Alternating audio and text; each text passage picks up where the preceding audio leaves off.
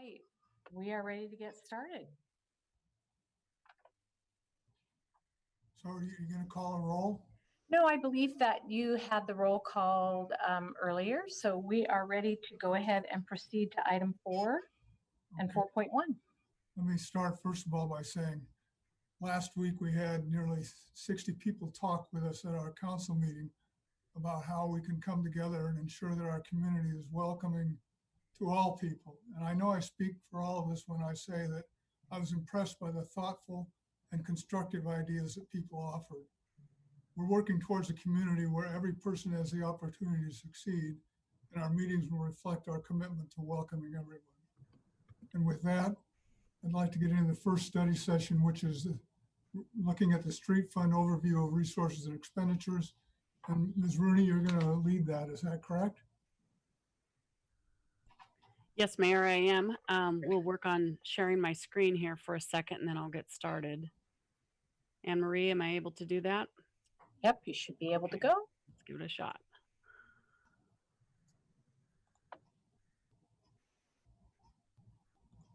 One moment, please. Are you able to see the PowerPoint? Yes. Okay, great. Let's get this going then. Okay. Whoop, whoop, whoop. A little too fast there. Here we go. Okay, so first of all, thank you for having me here this afternoon. I want to start out by also letting you know that in the audience we have Anthony Hooper, the Public Works Director, and of course Sean Cross, our Finance Director. All three of us work integrally throughout the year to work on the street fund amongst other infrastructure funds, but in particular the street fund because it's fairly complicated. But anyway, they're there to back me up or to correct anything or answer questions that I might not be able to. So with that, I'm going to get started. I want to follow pretty similarly to what was in the council report, which is an overview of the revenue, expenditures, and the capital outlay. So it's going to follow kind of the same flow as the council report did.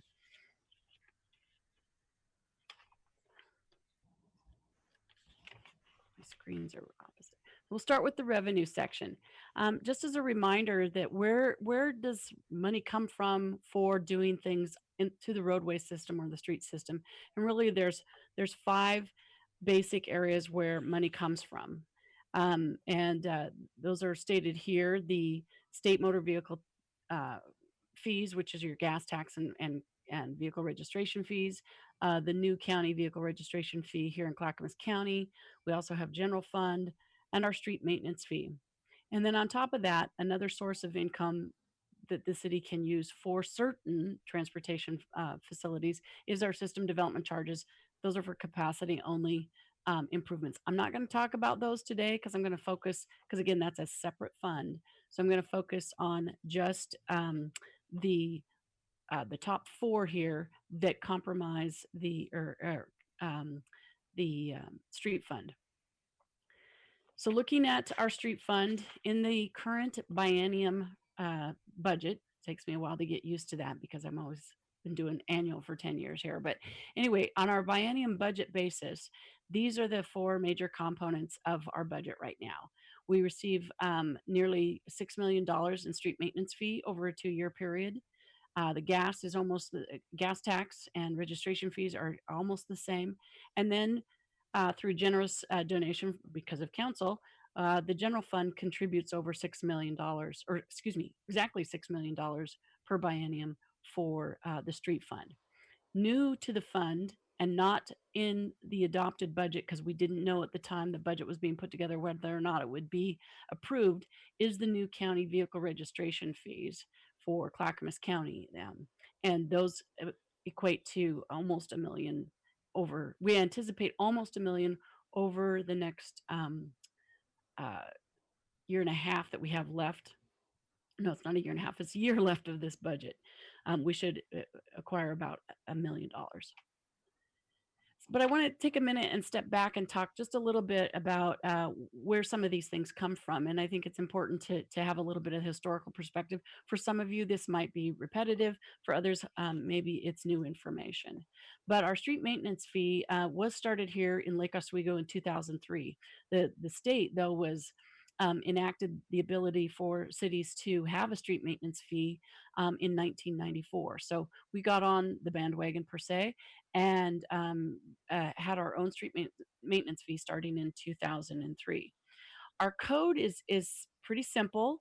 It was a new chapter in our code, chapter 37, but it's fairly simple, and it says that you can use this money for all transportation related components such as curb gutters, signals, bridges, anything designed for use by vehicles, pedestrians, or bikes. So it's fairly open for us to use for a variety of different transportation related needs. Our current rates with the street maintenance fee are right now shown here, and this is in our master fees and charges. This is as of January 1, when we do the annual increase or annual review of the master fees and charges. This is one of the fees and rates that is looked at, and then we do usually have an increase associated with it. So if you're curious as to where we are right now, it's $975 per single family residential unit per month. And then there's tiered rates for businesses. We do increase this annually based on the construction cost index set out by the Engineering News Record. There are limits, though, a 2% minimum and a 7% maximum, again, set by code. Right now, that's bringing in about 2.8 million annually, or 5.9 for the biennium. Also of importance, because it's a relatively new and a very useful increase that we had a couple years ago, came in the form of House Bill 2017, which had one of the components in it was the increase to the gas tax. And that differential increase was anticipated to be around $600,000 per year for us to receive in new gas tax revenues. What we did with that is we used that to pay for debt service on what amounted to a $12.4 million bond that Mr. Cross secured for us just late last fall. So that is where that $600,000 a year is going to go, and that's now been added to our current budget.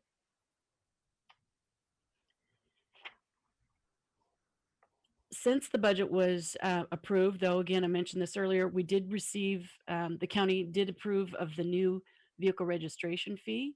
It went into effect on January 1 of this year. It amounts to $30 per vehicle for a 2-year registration when you go in and pay your tabs.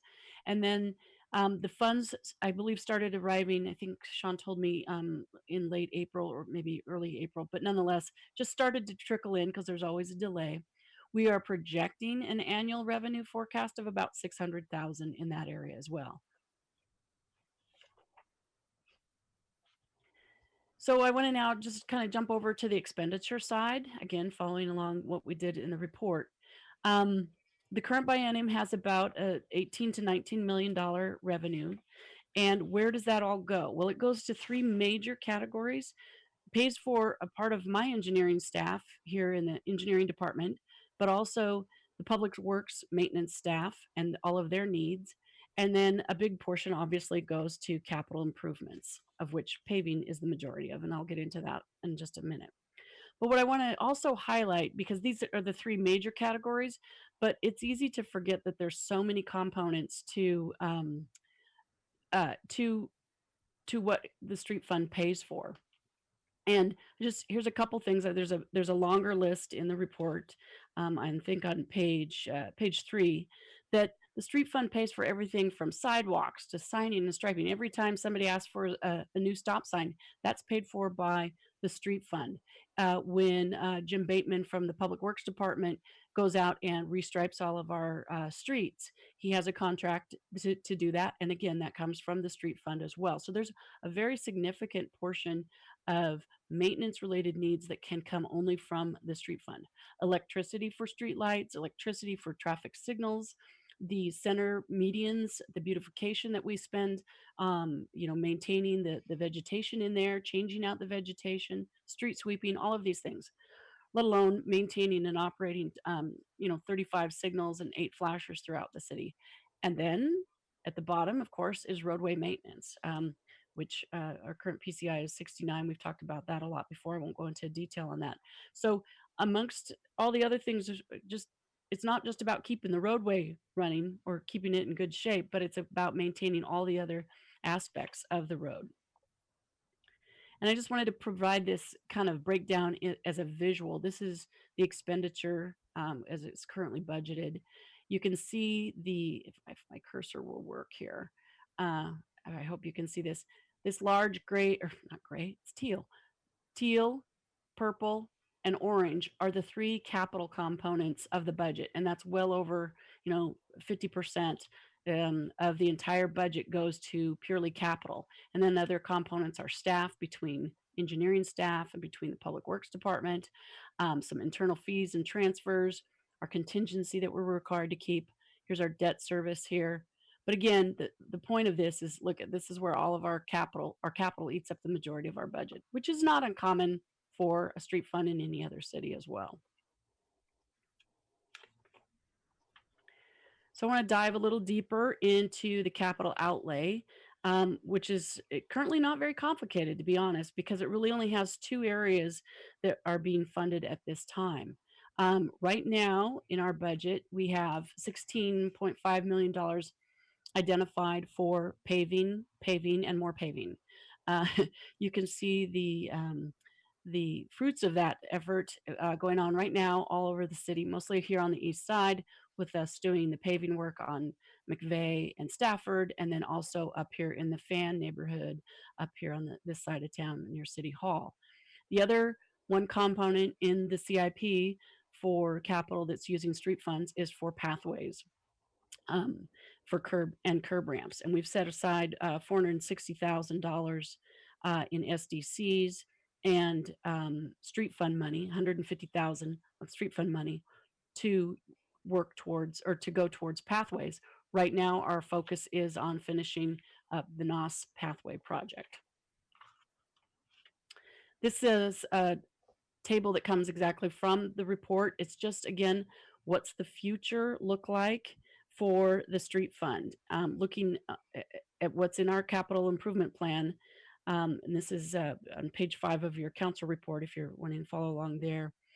It does incorporate a lot of the planned improvements that come from the transportation system plan and the maintenance needs that are identified from the PCI studies, the pavement condition index studies that we do every 3 years. So you can see that right now we have 16.9 identified for this biennium. We have another 23.9 identified for future years, the next 4 years. And then after that, there's another 239 million identified in projects that include pathways, bridges, other roadway projects, corridor areas, intersection improvements, signals, and then bike and ped facilities that are, again, mostly from the TSP.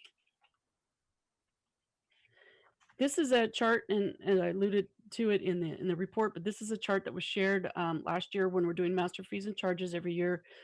Director Cross provides kind of a snapshot of future projections, and we talked about this a little bit, in that you can see the ending fund balance is going to start to dip down pretty low here because we're doing so much capital over the next several years, last year, this year, and then a couple more years out. And then it dwindles back down to where our revenue and is much, once we've spent the bond money, our revenue and our expenditures will be a lot more in sync with each other, as far as they'll be more balanced in that area. The fund balance will drop back down to nearly the minimum again rather quickly. So that's only a few years out.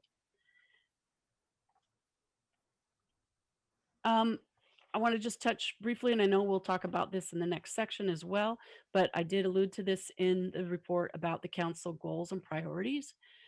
These are, and I've abbreviated them here, but pavement quality is a continued priority for the council. That's been on the council goals for several years now, raising the PCI to 70 or above, and we are making great progress in that area.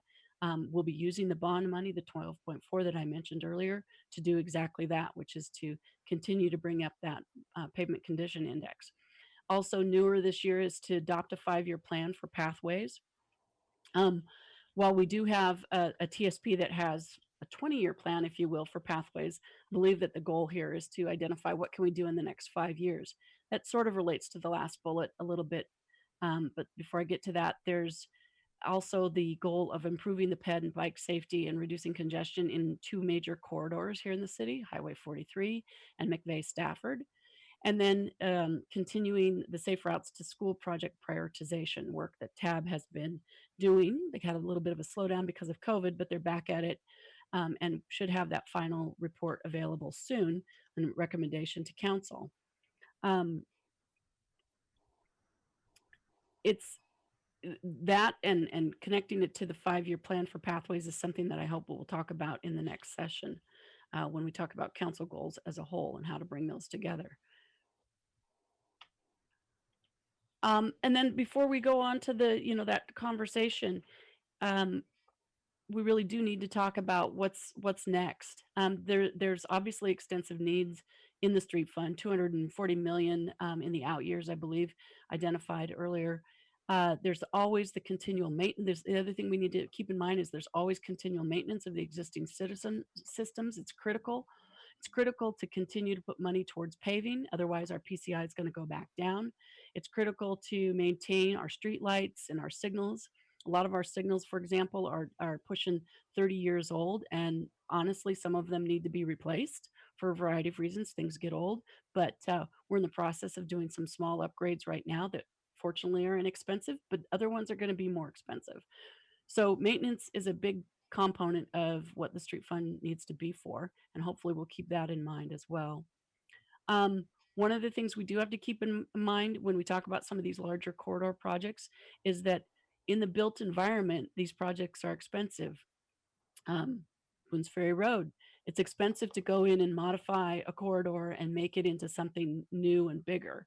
So when we talk about McVeigh and Highway 43, making major changes out there are going to be expensive projects. I'm not saying that they shouldn't be done, because certainly there's a lot of benefits and a lot of needs out there, but just keeping that in mind that all 3 of these things need to be balanced: maintenance and improvements, and ongoing maintenance of some of the other things that don't always get the credit that paving does. People see paving and they know that that's the number one thing that they think the street fund goes to, but there's really so many other aspects that it does go to. So just wanted to leave you with that, to keep that in mind as we move forward. I want to end with this to just sort of talk about the complexity of the street fund. This is Anthony dug this out for me. We did this, I don't know, 10 years ago, Anthony and Sean, when we did presentations to the council at that time and had to try to put together a visual of how does the street fund work. And this actually, as horrible as it is to look at, really does cover it fairly well. There's all these services that happen here in the engineering department, which is what I'm responsible for. And street fund pays for everything from right-of-way permits to the trolley maintenance. Our traffic signals are part of our GIS mapping programs, responding to traffic requests for stop signs and speed bumps, putting together the TSP several years ago. All of those things are paid for indirectly by the street fund. The street fund here pays the engineering fund to pay for the staff that does this work. Staff also does capital improvements. We've talked about that, pathways, road pavement projects, and intersections in particular. But then over here in public works, which again is the heavy part of the maintenance component, are all of these things that have to be done to maintain the system that we have. So And Erica, so- is there supposed to be a graphic on this slide? Yes. It doesn't show up. Wow. That's too bad, because it's pretty awesome. There we go. Thank you for telling me that. Sorry. I don't know why those 2 screens didn't match. This is it. This is us. Let me try that again. So the engineering services are over here. Um, and they are all of the things that my department is responsible for and is paid for by the street fund. We also manage the capital projects here in the middle. And then Anthony's public works department does all of this maintenance and installation of and paying for electricity and things like that for all of the things that are in the road right of way. So with that, I'm going to just stop because again, this was to provide an overview of what the street fund is made up of and how it is, how the expenditures are divvied up, where the money goes, and then a little bit about how the capital is really focusing right now on pavement management. So with that, I could do questions if we have any. Ms. Rooney, Yes.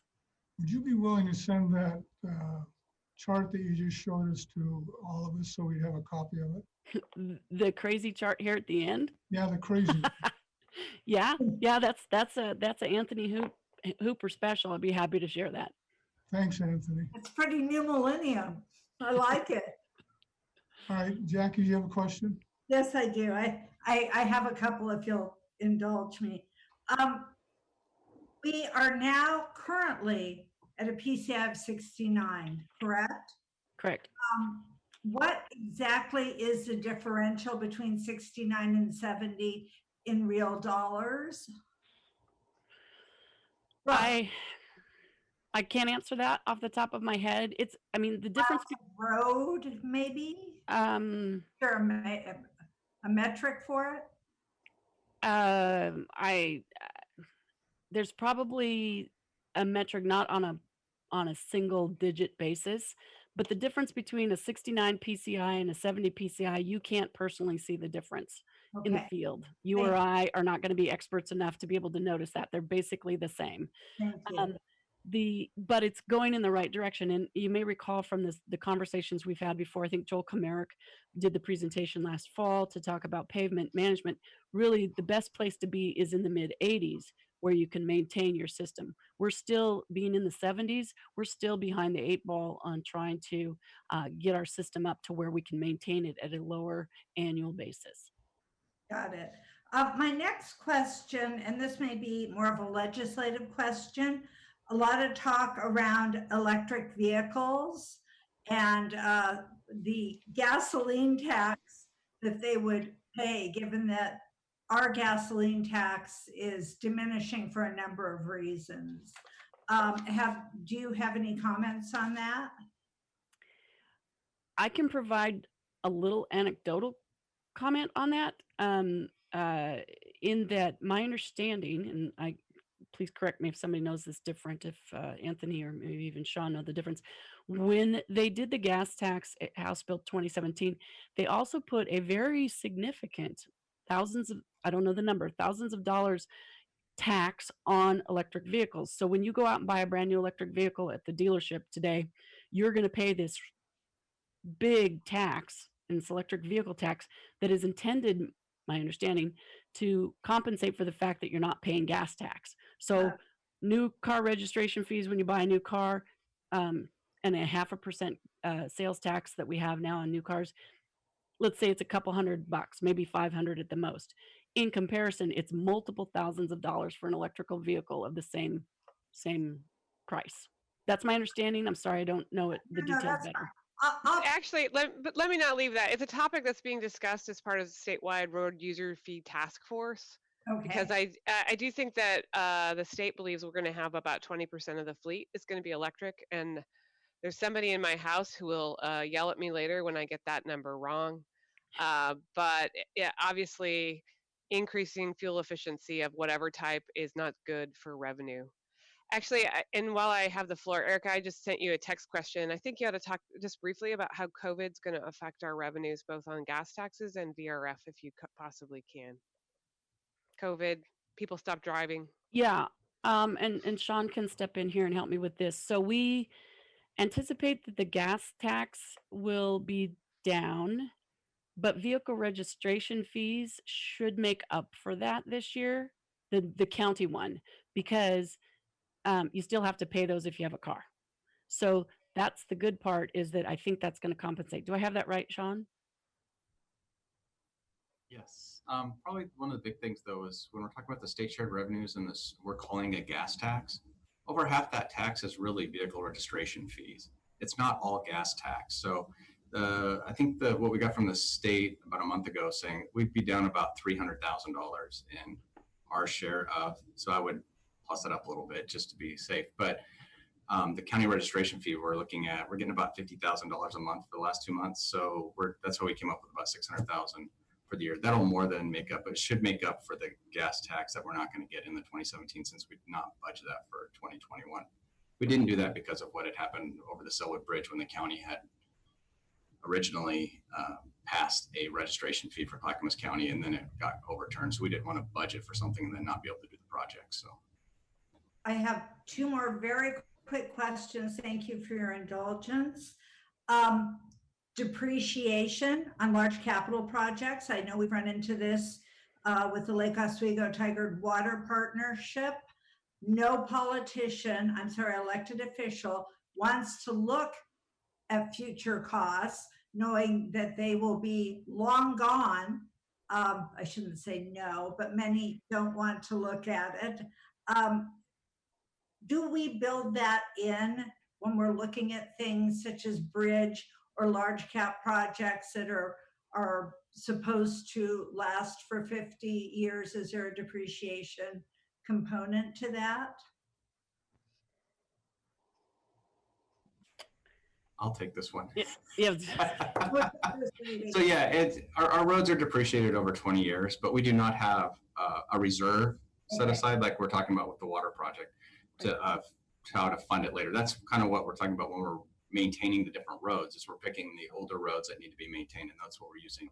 But we're not depreciating the roads and putting in a reserve. Okay. Final question, and then I promise I'm done until we get to pathways. And maybe this is pathways. A discussion around shifting funds from roads to pathways. And again, we can wait until we get to that portion of it. I don't want to take up all the time. I would love to, but I will not do that. So thank you. Let's do that. Let's wait until we get to pathways. Yes, thank you. Thank you. Councilor Lamont. The first question is the bond. If we have a $12.4 million bond that's just coming online, it's already programmed and planned within our capital improvement program. So we got the money up front as we approved way back. How long will it take to pay that off? 19 more years. 19 more years. It was a 20-year bond. We debt service about $700,000 a year. And we're kind of just pulling that right over from the state allocation and paying the bond off. Yes. Is that correct? Yep. Okay. Second thing is then the vehicle registration fee, the $600,000 is just coming in like now. Was that programmed into the current capital improvement program? I'm a little confused as when Director Cross said we didn't to play safe in case it was not approved, but is that new money, so to speak, for the capital improvement? It's not in the budget, but it is in that 5-year projection where I showed him during the master fees and charges, where that last 5-year graph that Director Rooney showed, it is in there. So it is calculated in there to when our fund balance gets down to about 2 million. Right. But it wasn't in the budget because it was so close. We weren't sure. And that's something we can talk about at the pathway discussion. The next question is. But John, before you leave that, that's why I asked the question about for the current year, the amount of decline in state shared revenues is roughly equal to the amount of extra revenue that we're going to get from the VRF. Mm-hmm. So That is zero. in a future year, I think that where your head is probably a good discussion, but in the current year, it's the only thing that's saving us in terms of not having to do budget reductions. Then the next question is about the pathway money. I know we'll discuss it policy-wise, but we, especially Councilor Mans, fought hard to get $300,000 into the last budget session in the biennial. Is that mixed into that $450,000 for the existing pathway budget? Where is that $300,000? It's in the pathway budget. I'd have to go back to that. So It's already been spent, hasn't it? what's that? It's already been spent, hasn't it? Well, it's being spent on Noss Road. On Noss Road. Noss right. Road Pathway Project. Okay. Yes. Thank you. Then the follow-up question is there's $650,000 in the next round that's unfunded. So for pathways. So in your presentation, it was what you're doing now with the 450 and now 650. Is that an estimate? What is it? Is it the top 5 safe routes to schools? Is it the top pathways? What is that for? No, that was the was 100. There's 300,000 in the next 4 years after the 2 years we're in right now. Well, the chart you had earlier, it had 650 in that second column that they weren't allocated. And it said pathways, and the 450, as the mayor said, included the 300. I just want to make sure what that's for, because we're trying to prioritize, we're trying to get the goals sharpened up here, so. Okay, so yeah, and I have the SDCs in there too. So that is for pathways. They're not identified yet. I mean, it's a placeholder, much like we do with paving. We don't say which streets it is necessarily until we get further along and know specifically. So it's kind of a placeholder out there for future pathways, and that's a combination of SDCs and street fund. All right, so that's live pathway money, Yeah, right? can Yeah. be. It's not approved yet, so it's still all But if we approved it though, it's budgeted, when the budget comes in. right? When you So do there's budgeting, you can choose to do that or not do that. So what your department in finance and public works did was said, here's the total transportation program, of which 650 is for pathways. Is that correct? For Yes, next year. it's no, not for next year. For in the next 4 years, it's a projection of what could be there. Okay. It's not necessarily what will be because nothing's approved. Right, but if we approve it, Yeah, 650 over 4 years is Mhm. something we can sink our teeth into, right? It's real money. if that's how you choose to budget it with everything else, yes. Okay, Yeah, yeah. thank you. Councilor Wendland. Go ahead, you have to unmute. Oh, did Director Rhodey want to follow up? You were going to say something. Oh, no. No, that's okay. Yeah, I Okay. was just looking back at my notes here. Sorry. So do we have any idea what the number would be to get to a roads index of to 80? We have no idea what that would cost. Do we? I You don't can have to, look- I'm not on the spot, but it would be helpful to know, because I think from your perspective, if we're at a index of 80, then we can stop spending as much on roads in the future. If we stay below 80 or stay in the 60s, we're going to have a huge amount of money that we have to pay. Is that kind of a correct evaluation? And you don't have to answer me now, Yeah, but I can get you that. okay, it would be helpful to know that number. The other number that I found interesting is on the bridges. There's, I don't know, $22 million for our 8 bridges. Do we have any assessment as to when those bridges are going to fall down or when they'll Yes. be? And are we, because they're way out in the future, will they last out at least till into the column that they're in? Or do we need to be, I mean, I guess my real question, I'm not putting you on the spot because actually a few of us drive on some of those bridges every day. So, but I guess my point is that as you have eloquently said, it's not just about paving, it's about everything else. And I want to make sure that we are looking at our bridges to ensure, I mean, with earthquakes and things like that, some of our city would be at a big disadvantage if our bridges failed. And so I'm just trying to figure out, what your thoughts are on bridges. We're gonna, Councilor Wendland, Yes. probably in the next 10 years, we'll put a zip line in for you to use. Oh, thank you. Hey, if I can hold on as the grip strength. The bridges is definitely an area where we need to have a conversation. What's difficult about bridges is that we have some that are definitely not that are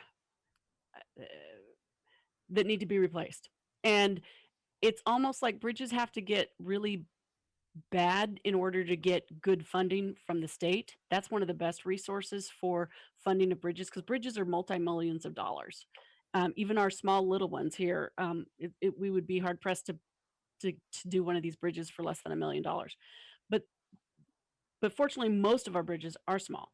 But you almost have to wait till it gets right before it's terrible. and in order to qualify for state funding. Those are good areas, good opportunities to get other funding. Is the bridge gets so bad that you have to get state funds, and then we do some match with that. So can we wait 10 years? Our bridge assessment that we did several years ago would tell you no. But we do have ODOT comes out and does our assessment, I think every 2 years, does an inspection for us around, we get information. As the numbers get worse, we get in a better position for funding to pay for replacement. Okay, thank you. Mr. Hooper, you have a comment? Yeah, so I quickly just looked up the report that Joe Comeric put out there last year in October, and it said 59.7 million is what you need in order to get to a PCI of 84. Thank you. And if you look at what's currently in our 5 years that we project out worth of projects, but keep in mind, not all of it's just pavement. Some of it's actually all sorts of things along with the roadway as well. We have $42 million plugged in there. But once again, that's not all just pavement. That 42 million goes towards design, construction management, curb ramps, all that stuff. So the delta of say 60 to 42 is probably more like 60 to 30. Yeah. Probably. So we're about $30 million short to get up to the index that we probably should be at, roughly. I mean, I know you're an engineer and you like precise numbers, but this we're on isn't, city council. yeah. Kind of talking about, so, This isn't precise, and it's kind of, it's big picture stuff. Yeah. okay, but around That would be the ideal, correct? Yeah. Right. Actually, 84 is ideal. 80 is definitely far better than where we are now, but 84 is. Even at 69 or 70, we're a lot better off than, say, Portland. Yeah. Okay. okay, thank you. Any other questions? Yes, Councilor Kohlhoff. Oh, if, well, at 69 or 70 or 80, at any one of those, if we were to have an earthquake or some extraordinary catastrophic event, would it matter? Wouldn't they still be ruined? Are we expecting them to hold up at some point in such a circumstance? The roads themselves are not, I mean, depending on where the fault is, all that kind of thing, the roads themselves are not so susceptible to catastrophic failure because they're on a base. But, you know, if the base is on kind of poor soils, you might have some road damage. But generally speaking, what we're going to be worried about in those earthquakes are going to be loss of the structures. Will some of the roads be in poor shape? It depends on what kind of earthquake we have, what kind of oscillation occurs, what kind of soils.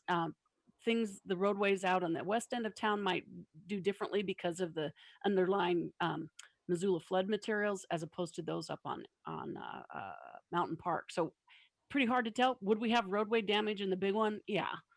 So Councilor Cole, are you asking about the roads? Or are you asking about the bridges? I've heard you ask questions about the bridges in the past. So well, at the moment, I was trying to assess whether it mattered that the roads would have been brought up to a greater PCI one way or the other in this event. I'd also been talking to staff about emergency evacuation, and it was my understanding that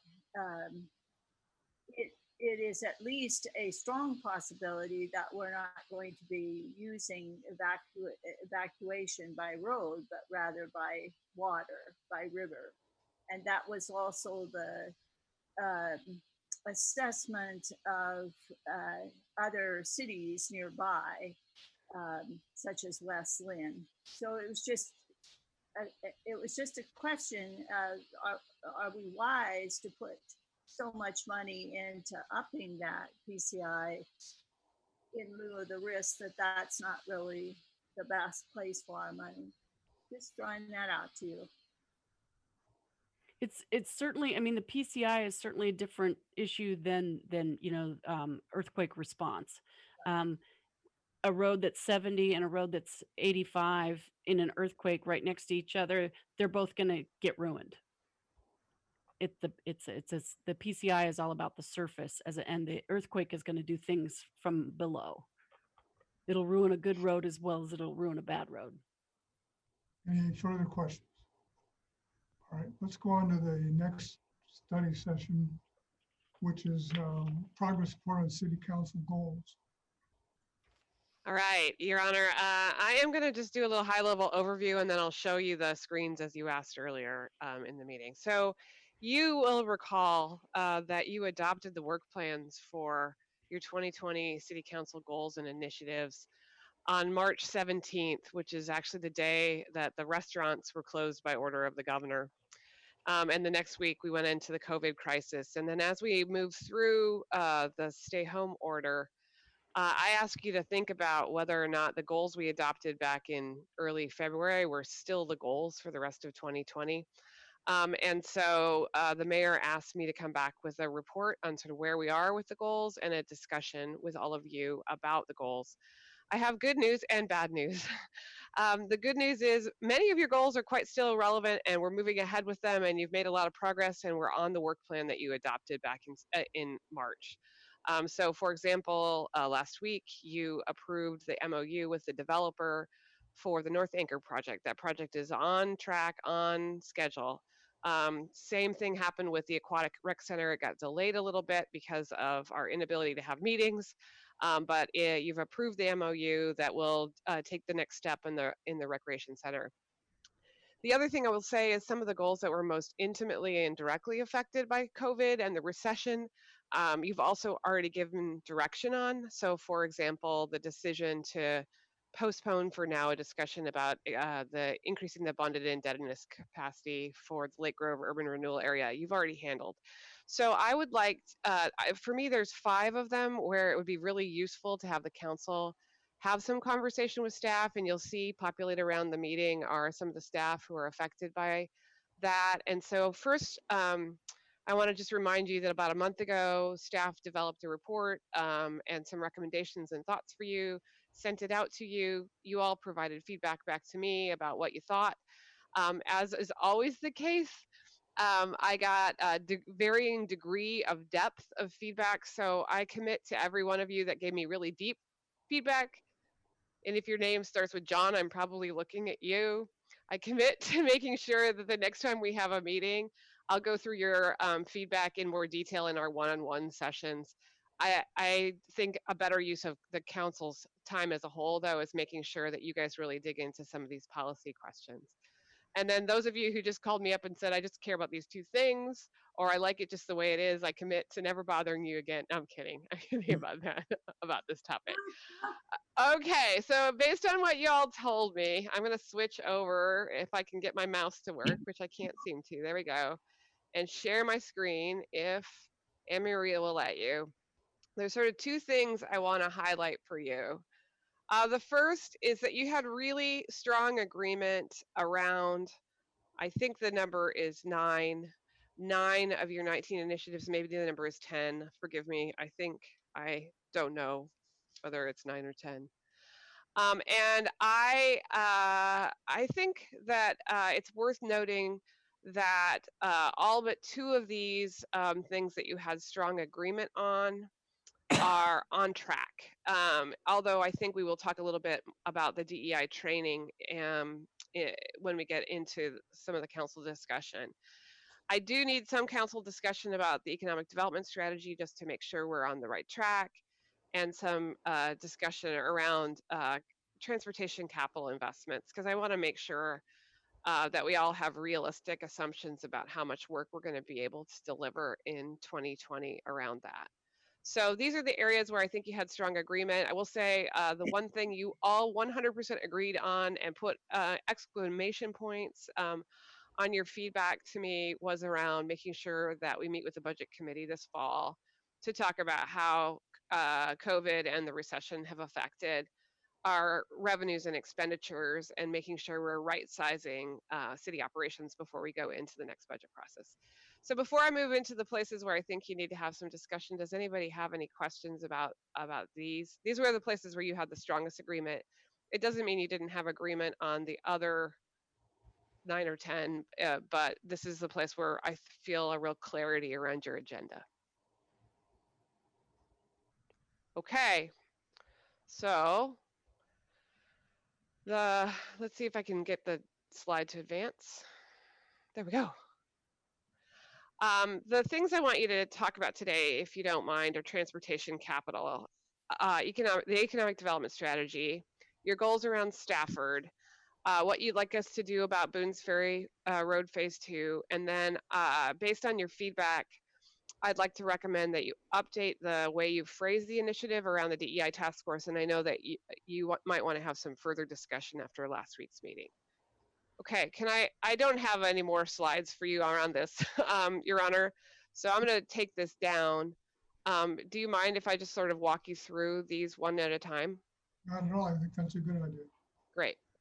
So with transportation capital, I think I mentioned to you, and I'm really glad that we had a chance to have the presentation from Erica in advance of this, that your agenda for transportation for 2020 is really, really ambitious. And based on what Erica just showed, we have a $20 million in a biennium for transportation, and we have $240 million of unmet capital need. And that unmet capital need is really pretty evenly split between auto-oriented projects and non-auto-oriented projects. That doesn't also count the other sort of related infrastructure that we need to address, things like stormwater. And every time I ride my bike on certain roads after it's rained, I'm reminded that we have long-term capital needs around stormwater as well. So I think that it would be very useful for you to have some conversation around this, because I think sometimes we have conversations that suggest council's not happy with our ability, our delivery around pathways and pedestrian projects in particular. And yet I feel that we're executing based on the funding that's been allocated. And so I sort of laid out three options for you. One is that we prioritize the PCI goal as you have in the past, and that not that we not do the pathways project, but that we recognize that that will slow our delivery around the pedestrian safety and pathways agenda. The second option is to tell us that next year you'd like us to reduce the amount of money we're spending on pavement and shift that over to pedestrian safety and pathways. And the third option is to talk about revenue. I'm reluctant to recommend that to you in a recession, but that is an option available to council. So I'm going to stop talking now and see if you all will talk. Councilor Mans? Well, I feel it fitting that I start the pathway discussion. And actually, I want to call it, pardon me? What a surprise. Right? You know me all too well.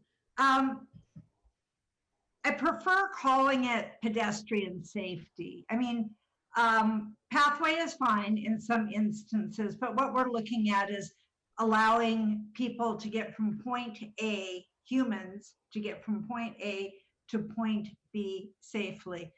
What COVID has shown us, anecdotally, I don't have any proof, is that people want to be out and about in Lake Oswego on their bike, walking, pushing strollers, walking lots of dogs, and not necessarily in their cars.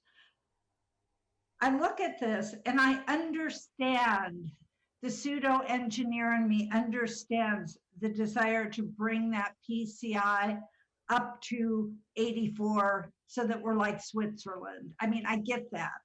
On the other hand, it's obvious that our pedestrians, I mean, our citizens want safe places to walk. I am not saying that we should have an extremely robust set of pathways throughout the city, but we certainly need to look at streets such as McVeigh, for example, where we have George Rogers Park and eventually will be having festivals there again.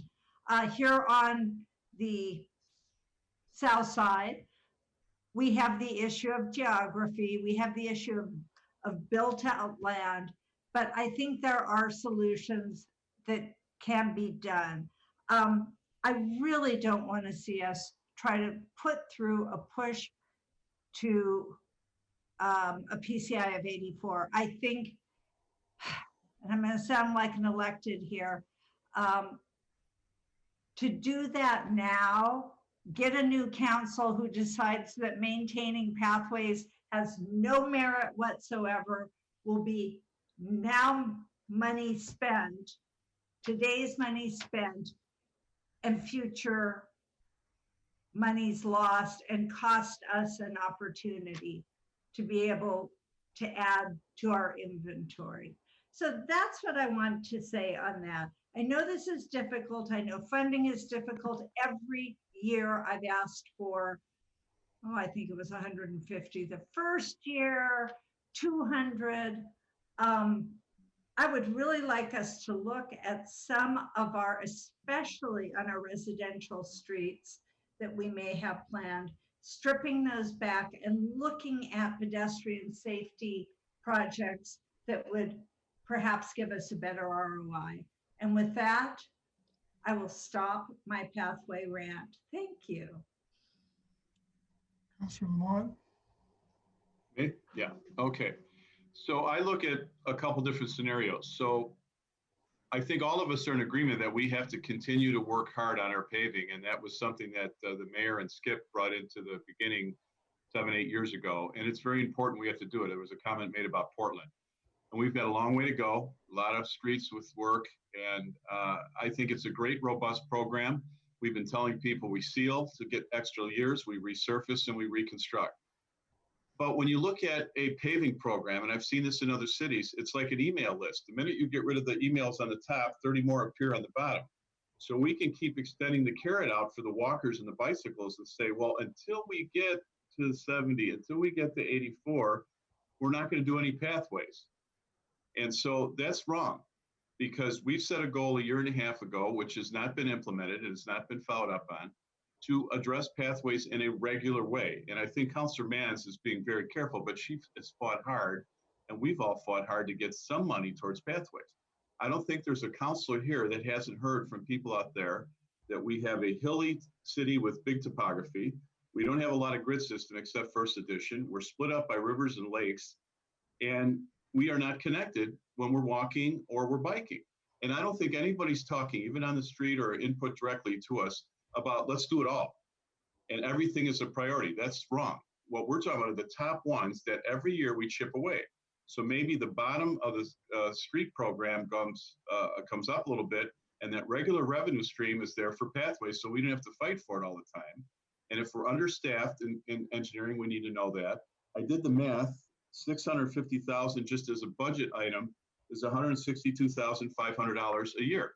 Now, knowing we're going through COVID and we're getting less revenues and we're having a hard time finding funds, I would like to see 1, 2, or 3 options that say, if we fund it lightly at $162,000 a year, what does that mean to the list? And prioritize it, not take 5 years to do a 5-year plan.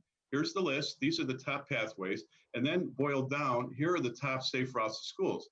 Now, staff came back and said it was a $20 million budget to us work on all the safe routes to schools. First Edition neighborhood said, now with D Street done, we don't need to do the ones in First Edition. So now it's 17 million. We still haven't seen the prioritized list. So when the prioritized list comes out, wouldn't we want to hit some of the pathways and some of the safe routes to schools on a regular annual basis?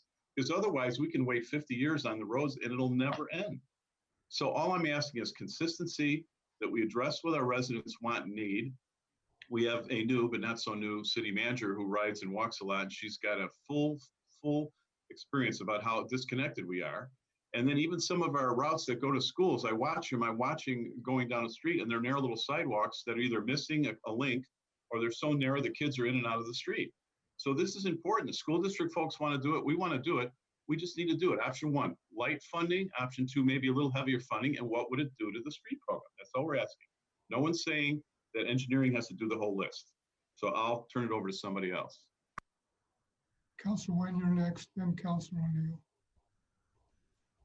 Thank you, Councilor Lamont and Councilor Mans for bringing all the points up. I'm not going to repeat any of them. I think that I've done a good job covering those. But one thing I want to bring up was I did like Councilor Mans's comment about maybe you're calling it pedestrian safety, because I think that with COVID-19, I think we've all seen a heck of a lot more people walking around. Kids are, I mean, obviously with the kids not in school during the daytime, there are more of them out and about and along with their parents and such. And I think that's going to be with us for a while in a good way. I think that that's something that's something positive that's coming out of it. But then as we look at this the upcoming school year, I think there's going to be, it's not going to be back to normal. I don't think we'll be in the routine of having the kids in school most of the day during the daytime hours, and then after 3 or 4 o'clock back home again. So I think that we're going to have some hybrid where some kids may be in school, some kids won't, but we can't expect the kids to be only in the house all day. So again, it's just more support for pedestrian safety in general. I think as more people are going to be home with their kids and people may be working from home more come the fall. So those are my comments. Councilor O'Neill. Councilor O'Neill. Maybe Sean can help on this. System development fees. Can we use those for pathways? I can answer that. I think yes, you can if they're expansion, but if there's a path that's already there and you're just replacing it like we did on Cruise, then no, you can't. They have to be on the TSP list currently, or I mean, you can always add them to the SDC, the list that you can use it for, but other than that. So yes, a lot of that funding was when we moved the street SDCs up and then we put them back down to where they were. A lot of those pathways that were funded were no longer funded. And as a reference point, if I could add, we have about 1.8 million, $1.9 million in street SDCs right now. Okay. But hang on there. Before you try to spend that $1.8 million, that's already slated for the intersection of Jean and Pilkington for one, and a little bit goes towards these pathways. So there's not a lot of money in that fund because SDCs are mostly for capacity improvements, and the most you can use them on is like on a new signal, which is a significant capacity improvement. Further questions? Councilor Wendland. Well, I'm all for a index of 84, but I also think that everything has to be done. Life is about percentages and fractions. And I'm and I know I'll probably get a phone call from Jeff Goodman for saying this, but I will say this. I think we do have to have some sort of a dependable, if it's a fraction of some budget or a revenue stream that you can look at for paths and whatever that will be consistent so that you can, like everything else, prioritize and fight the priorities between the different subgroups that need to establish those priorities, but get it so that they do have a funding source that they can depend on. And if it's a fraction of something, and I don't know, and that's where I would rely on the staff to come up with somewhere that we could say, okay, if it's 5% or whatever number it is of these funds, each year will go towards having a list. And if you want to call it to Councilor Mann's name of what is it, safe or pedestrian safety. Safe routes to schools. They are. Right. And, part of it is when you look at some of the lists that I've seen, there's some smaller ones that you could knock out and then they get off the list, and they may not be in the perfect priority, but you could get you could start to chip away. And I think it's fair to chip away at that list. And, let me make a suggestion, Councilor Wendland, okay? It appears that a majority of the council want to be spending some money on whether you call it safe routes to school or pathways or whatever. If that's the case, then I think that's something we should push the budget committee when they meet later on to make a decision on how much. Does that sound reasonable? Yeah, but I think, it's maybe not just how, yeah, but I think establishing a consistent, We can You do know. that with them as well. okay, Okay. Councilor Lamont? Well, yes and no, because when we get in the budget committee and it's a free-for-all on the last dollars in the end of the day, or it's in the beginning of the day, I need engineering folks to weigh in first. So if they came in and say option A is we don't do pathways ever, which is kind of where we're at, except for one. Option B, we put in X dollars, as Councilor Wendland and Councilor Mans are talking. Option C is we put in this many, and they can see the growth of the program or not. And to me, if we have 55 projects for paving, no one has locked them in and said we have to do them. They're in the capital improvement now. We could take the last couple off the bottom and say, let's put a couple of paths in there, but we need professional input on this. And I also would like to see us down the road is make sure people know that the local improvement districts are a great option to fix some of our streets in a bigger way. So I would say, let's have staff work on it for the next couple of months and bring back to the budget committee how they can introduce a regular pathway program. That's all I'm asking. We can have that discussion if they want to do it, no problem. But are they going to come and sit and wait for us to say, oh, it's 100,000, it's 300,000, it's 500? We don't know until engineering goes through it. They need to be sanctioned now to go through it with energy and passion for the pathway system of the city. And then we could sit with the budget committee and say, where do you want to go? But the problem with that is that the engineering department doesn't know what the budget committee or we want in terms of particular projects. Well, we don't know either. Wait a minute, let me finish. So that's why I'm suggesting that we tell the budget committee that they can designate a fund, setting up a pathway and street and safe route to school fund, and how much do you want to put into it? Then we can let engineering or whoever say, okay, with the money we've got available, here's what we can do. I disagree. I think we need help. Here's the top 5 pathways. Here's the top 5 safe routes to schools. Budget committee, that's the list. Here's how we made it work. It impacts other things we know. The budget committee doesn't know the paths. Okay, well, let's do this. Let's let engineering and city manager decide which option works, because we're not going to take a vote on that tonight. Is that satisfactory? Yep. All right, let's go on. Yes, Councilor Wendland. Councilor Kohlhoff wants to say something before I I'm sort of. sorry, I didn't see you. You got to Go unmute now, Teresa. My arm's falling off. This is for, where did he disappear? Our finance director. He's there. Yeah, he's here. Tell me again, when would be the next time we would be presented with the opportunity to review the SDCs for transportation? So my understanding of what you said, and I had written this in my notes as well, is that as related to capacity, those SDCs would be available.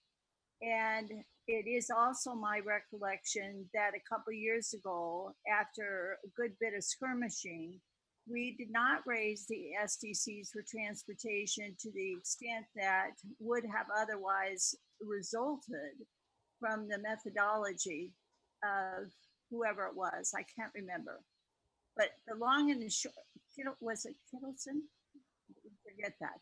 I don't know what it was. But the long and the short of it is, are we going to have an opportunity within this year or the next year to review that particular piece of the revenue possibilities?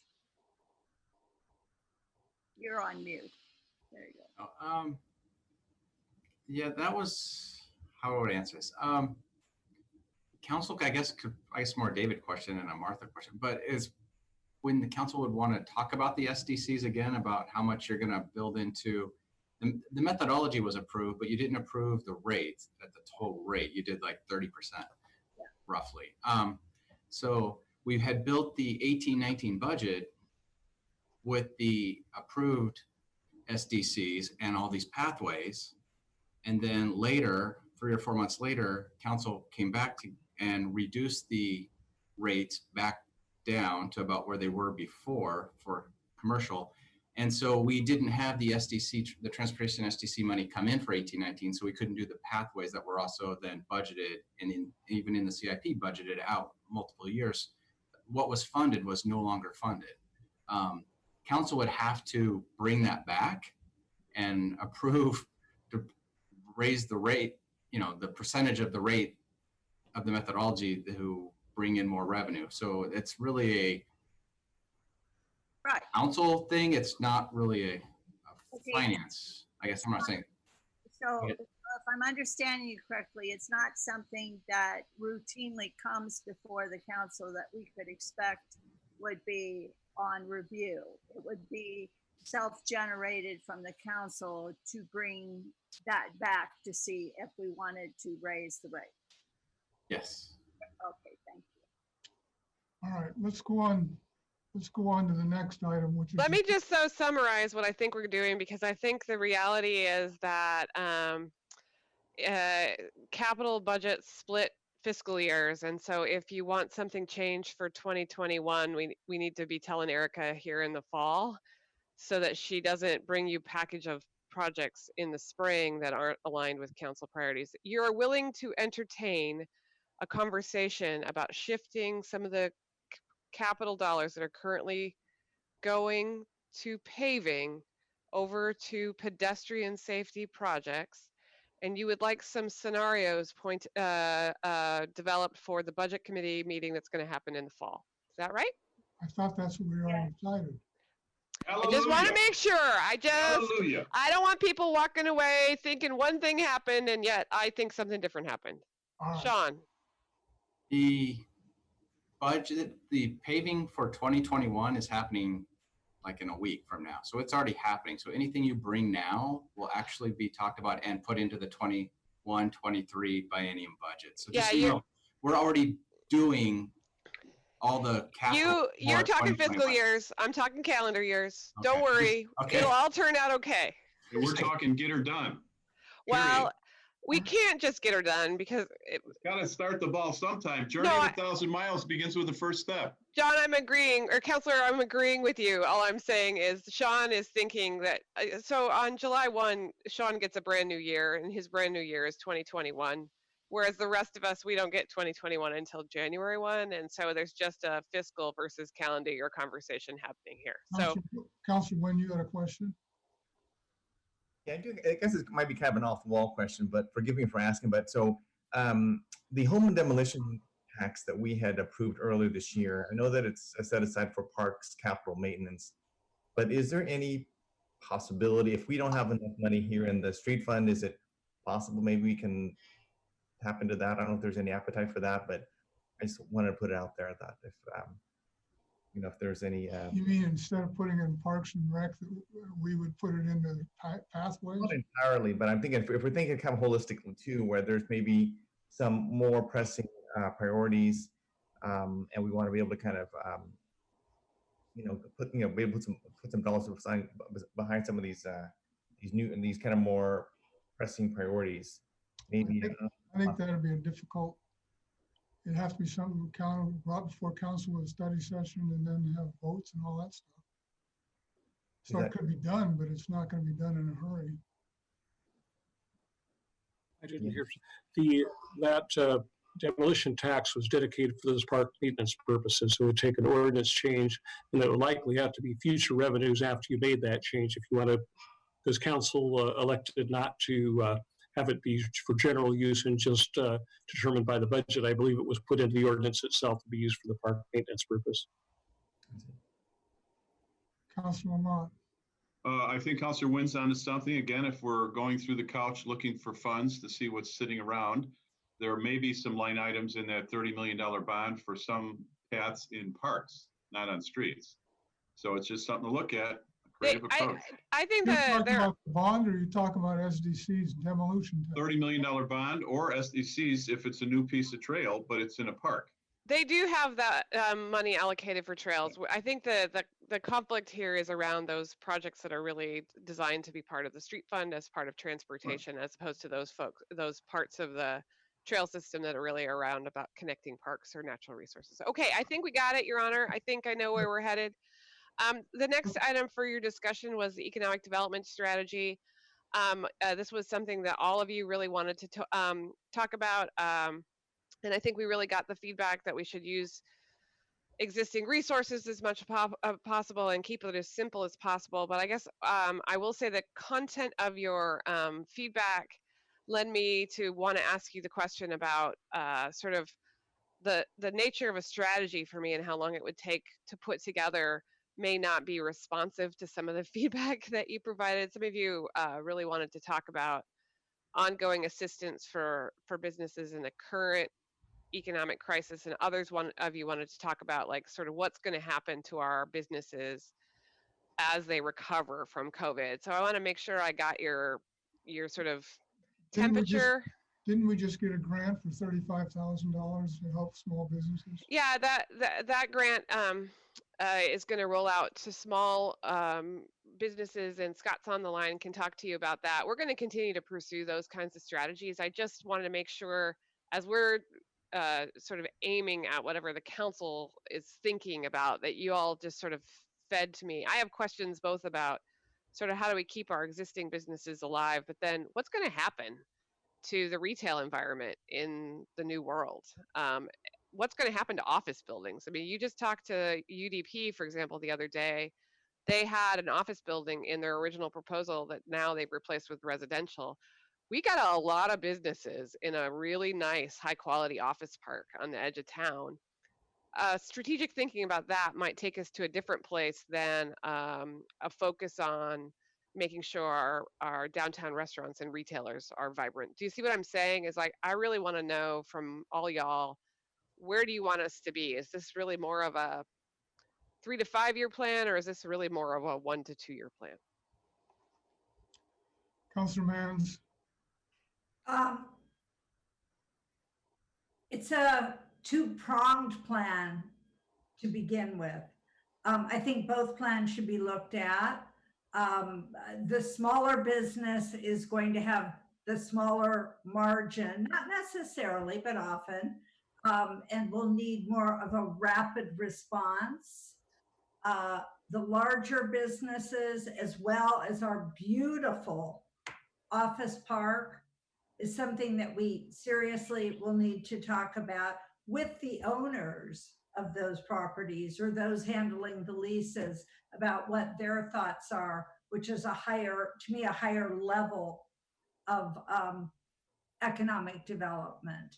That, again, I mean, we might be talking to 2 to 4 years all in for everyone, 1 to 4 years, because many small businesses can't wait that 2 years. But again, 2 prongs, higher level, a guerrilla approach to our small businesses.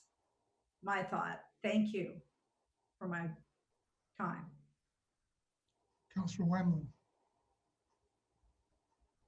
Well, to Councilor Mann's comments, I agree with her. I feel like there's any tool that we have in our toolbox that we can help small businesses recover and thrive is something that we need to do. And maybe we need to figure out maybe some non-traditional things of what the city has done or we have available, and maybe think of some other things. But I guess one of the things is having the city, I think, partner with our Chamber of Commerce and having a good working relationship in maybe there's some, things like quickly approving outdoor restaurants seating capacity, because they're at, I've heard of other cities blocking off roads, and I'm not saying we're going down that path, but removing any barriers to getting it, to having a quick response from a restaurant to get going so that they can get like the summer season right now, they can get capacity in their restaurant. I don't know, maybe we have to do a temporary permit or something, but try to react as quickly as we can. Maybe it's something working with the chamber to help promote shop local, like Oswego nights, things that would be where we could get together as a city and say, let's spend money in LO, and get together. Things that are working towards trying to get the immediacy of getting some of these businesses in line. The other thing is I would say that we have an opportunity to go and recruit Portland businesses that have plywood in front of their businesses and maybe say, hey, why don't you come to the suburbs and hang out? We've got some great real estate and a great community that you can spend time in. So maybe selling like Oswego more to, I've known several businesses that have moved out of Portland into the Cruiseway Business Park because they don't like the commutes. And so I guess those types of things, along with what Councillor Mann said on the long-term goal as well, is, talking to the landlords, talking to different people and finding out, hey, do you need to use your space for something else? If so, if it's deemed it's just business, maybe we need to, if they have another use for it, maybe we need to look at other uses.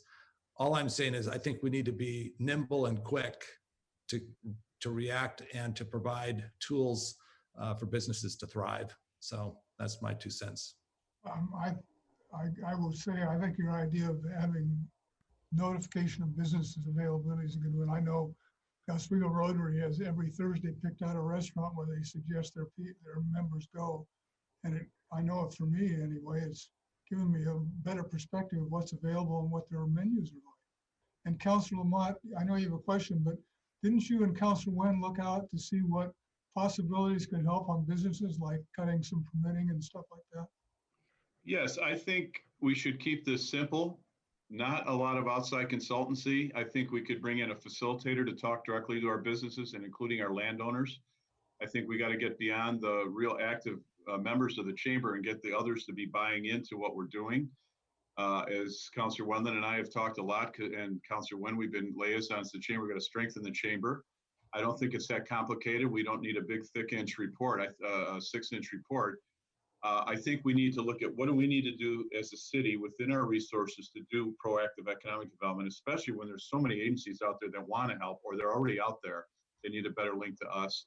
And then quickly in the short term during that evaluation, we can see, is there any other tools or ideas that might come up for our immediate impacted businesses? I've talked to a couple that got no PPP funding.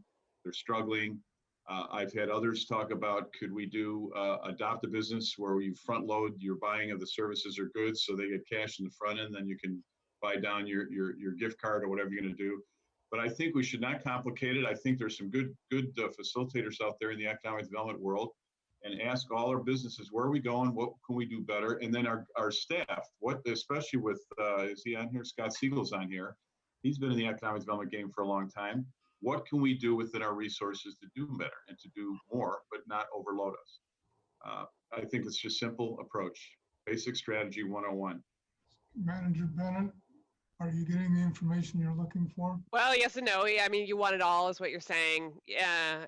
And so, we'll do what we can, but I do think some of the short-term stuff is more tactical. We'll continue to work that. I think, so if you don't mind, I would advise you, short-term stuff is more tactical, responsive.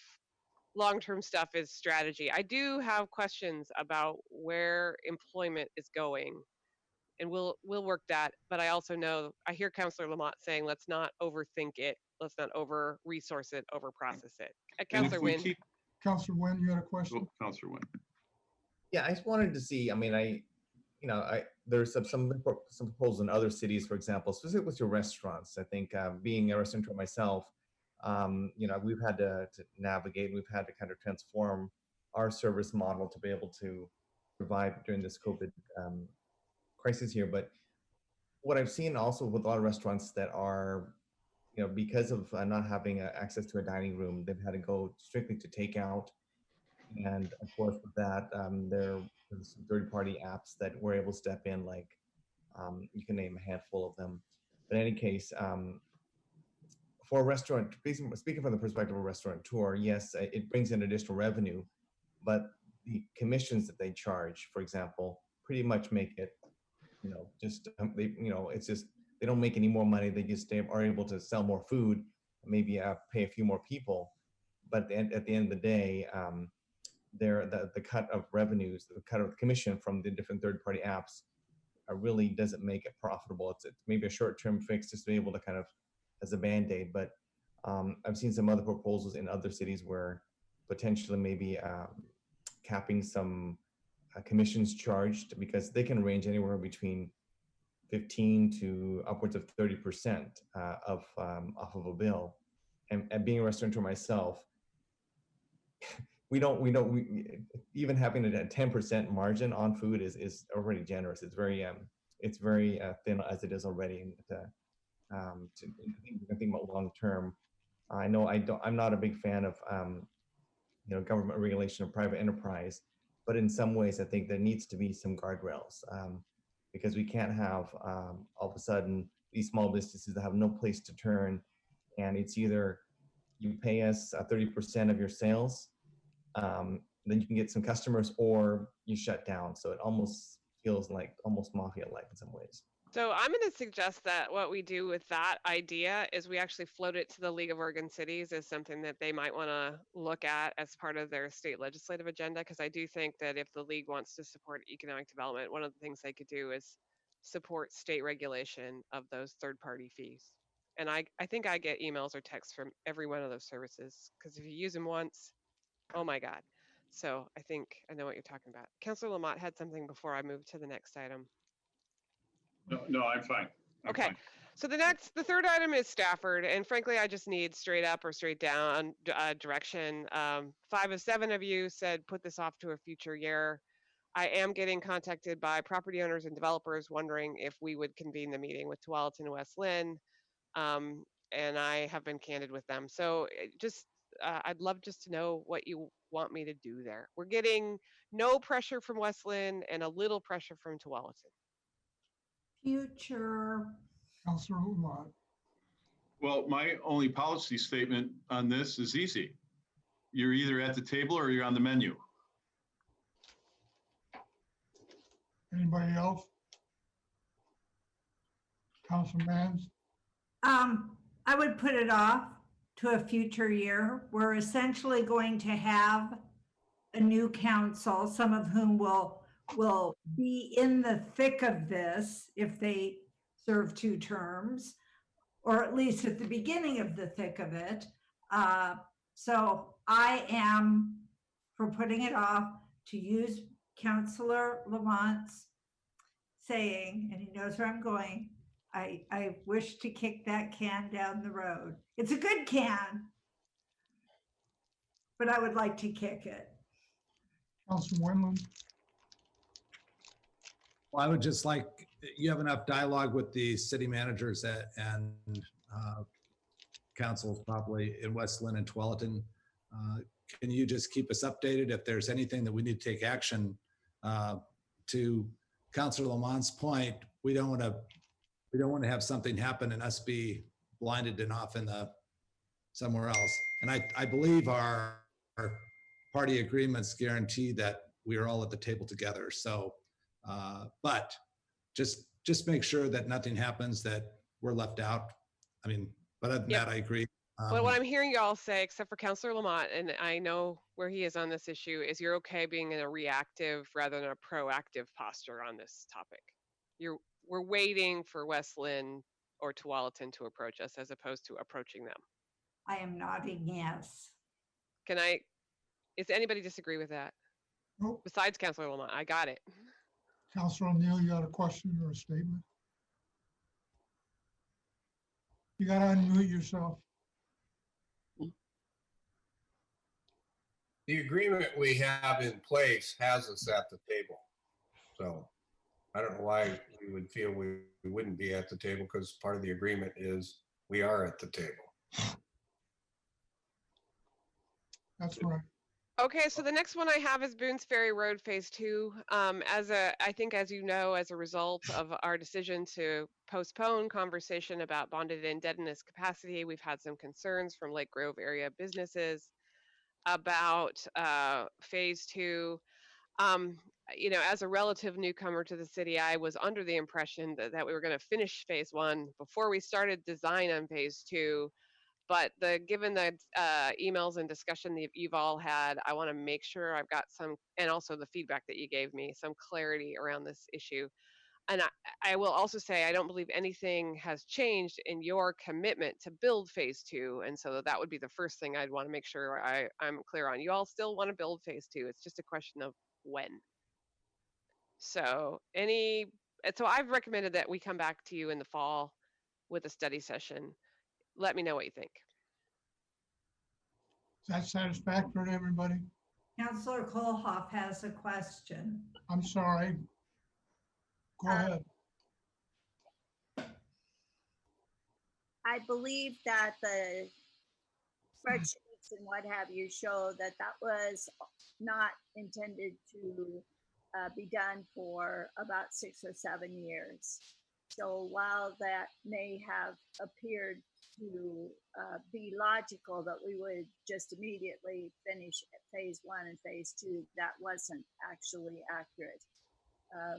And so to me, given everything else, even if it were to be put off for a couple of years because of various conditions, this doesn't seem worth being pressured into moving faster. And I would agree with the delay and discussing further till the end of the year. Okay. Councilor Wendland? I would just say that it would be a good idea if we had a study session, if we went and we do have that we invite the Boone's Ferry group to the table so that we're all talking together, so we all, nobody's surprised, and that would be my own thing. So absolutely, I agree with that. But my thought process was that simply it's something that you ought to consider as part of your 2021 goal setting process. So we should do it late in the year. And hopefully if we did it late enough in the year, you'd have counselors elect who we could invite to the study session, as well as the Lake Grove Business Association members, and then the 2 neighborhood associations that were heavily involved in the process. So I think I'm with you. So everybody's okay with that?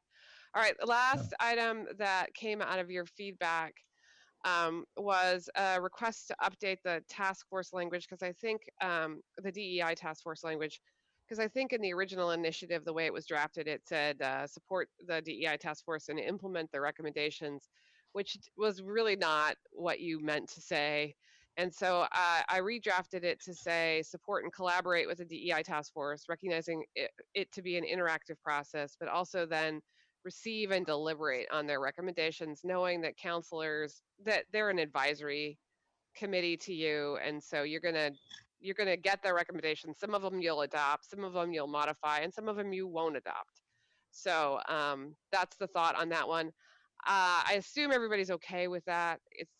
I think it was the intention in the first place, but now it's clear. I know that Councillor Wendland wants to talk about this one though, so I'm gonna stop now. Councilor Wendland, this is your opportunity then, I guess. Oh, it is? Oh, yippee. Hey. Well, I've had discussions with many of you. As you know, I didn't think after spending 5 hours on Zoom, we were at our finest sharpness in making decisions. And sometimes your skills are taxed after a 5-hour Zoom call. So with regard to 4.3 and the DEI task force, as far as what we were talking about, or what I was talking about, and we were having a discussion, I think if I'd like to make a suggestion, if we can maybe pursue a path, there's 5 main focus points on the DEI task force that we all approved. And if you need me to go through them, I certainly can, but all are very important. All of them are going to take a lot of energy and time to complete. And I would just like to suggest, in the light of the larger scope of the subject with community policing, that I think that subject is elevated in importance. Obviously, the immediacy of current events has drawn it, I think, to the forefront. And I think dealing with the first focus point of community policing on that list, I would support moving it over to the council's workload and taking it, studying it, addressing it, doing any necessary changes in our community policing practices at the council level. And I think this is important subject, and modifying and reframing the community policing as a council initiative is going to bring more community engagement and provide transparency to our citizens in a more timely manner. And then I also feel it's not really fair to give the volunteers who signed up for the DEI task force last year to have to tackle such a huge issue that I think is beyond their original scope, and it's more in our scope. So I'd like to propose that. And then with regard to the other 4 remaining items, I would also suggest that city manager Bennett give council a proposal, say in mid-July, as to the process scope and the timeline of how the DEI task force will accomplish the 4 remaining tasks, and how they're going to be collaborating with us, making interim reports, working together, I think some in study sessions, so that we can all provide a mutually agreed upon course while developing the recommendations of what we need to do as a city. So that's kind of the 2 things. One, kick the policing part to us, and then figure out the partnership of how we're going to work with the DEI task force moving forward, so we can make it a really good, strong thing, but not necessarily have the city council be the DEI task force, but just figure out a way how to work very closely with them so that we can align both of our goals and come up with great policy.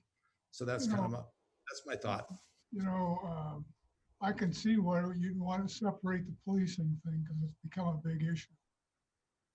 But on the others, I mean, my understanding from everybody that's dealt with the task force is that they're very competent, very articulate, and very focused on the 2 tasks that we gave them. And I'd hate to see us expand that with a city council joining. I thought we were going to be having the DEI task force listen to people without the council present, so they feel more available and feel more free to discuss their own feelings on this stuff. That was the whole issue for the DEI. And we can join them later. Am I misunderstanding something here? No, I'm all for it. Well, part of it is I want our city manager to put together a process, because that was something that I don't think was fully understood by all of us. I'm totally okay with doing research, doing focus groups and whatever without council. I'm all good with that. All I'm saying is that once we get that information, I think it's important for all of us to sit down and figure out, hey, here's what we want to get accomplished, and then task force, go do it. But I think we need to have some participation in that, and work collaboratively as a group moving forward when we're really starting to make the policy changes, is my main thing. Councilor Kohlhoff. So thank you.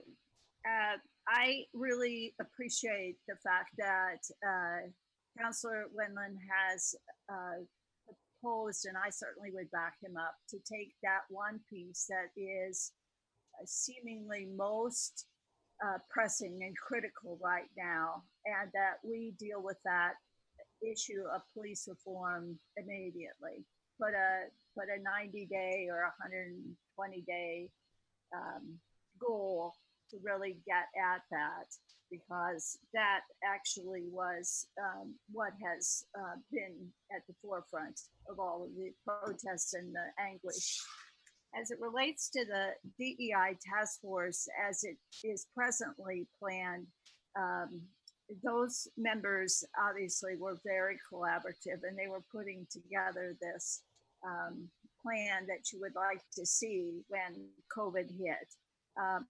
I would be very reluctant to see council members become members of that task force, full members, for the simple reason that they were not placed there just on the basis of race. They were placed and selected on many bases. Whether you were old or whether you were disabled, whether you were young, whether you were old, whatever it was. And the objective was to hear from those voices, not from us, where people hear far enough from us, but to hear from them. So it is true that everybody in a public meeting can hear everything that's being said, so that counselors are not being cut out or any of the public from public meetings. So you could listen in at all times. The other piece is, as you said, the focus groups at first weren't really clear to me as well, and I'm the liaison, but basically the DEI people were supposed to go out to their networks and see who might be able to give information back. And there would be a level of nuance and discretion as to how those who were brought in would tell their experiences. So to some circumstances, there'd be no problem, and they would be happy, as evidently the 60 people that came to testify before us were not at all worried about being in the public. But that would not always be true. And so there was that level of privacy and hope to get that experience without putting them in a fearful and traumatic state. So the other thing that I would say, in conclusion, I think that it would be unusual, if not impossible, to get the focus groups completed by the end of July. But it appears to me very reasonable. Or we have Manager Bennett, we've got now back, we've got Assistant Manager Megan Phelan, and we've got Charity Taylor. So there are plenty of people to give back reports, to keep abreast and have discussions about, well, given this information, this policy appears to be bubbling up as something that we should pay attention to. And I can also be responsible as the liaison to give you whatever other information. Let me just say one other thing that I listened to today. The Department of Police Standards and Training are going to put on these webinars, and I watched the first one today. And what I thought was pretty interesting is that they are also very anxious to find people that will assist them, people that we might know, and then their networks, to try to get feedback about whether or not the training is really working, whether it's appropriate. So there are some real opportunities to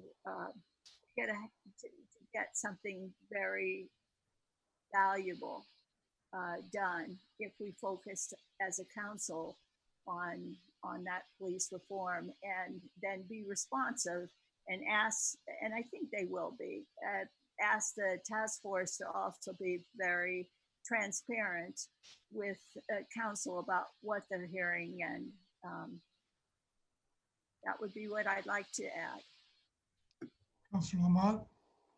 Well, I've got some agreements and disagreements. I think I've seen it in a different light, where I've been in a lot of focus groups when elected and appointed officials are there and people pour their heart out. But if the agreement of the council is, let's not have anybody in those focus groups so that our facilitator can go to work, that's fine. I agree with that. Then I'll go with that. But I want to make sure that we're out here on the front lines. Now, when we appointed the DEI task force last year, it was for those two narrow things. How can we get more diversity in our boards and commissions? And is there any way that we need to do more with staffing? Now we're adding these things in, and I agree with Councilor Wendland. I think pulling the police issue out for us directly, because it's such a critical issue, is important. But if we're going to ask our city manager to go back and put a strategy together for the rest of the year, a 6-month strategy, how this is coming out, I want to make sure that we're off the dais, we're around the table with the DEI task force. It's not just an advisory board in my mind anymore. It's a critical group working session, listening session. And then if we're not going to blend us into the task force like the budget committee, which I was for, you've got to have us very active and engaging with the public and with this DI task force. Because I don't want anybody to say, oh, you're keeping us back in the ivory tower and we don't get the input directly. I want to be right there in the discussion. That's all I got to say. Okay. Councilor Mans. Wow, there's a lot to unpack here.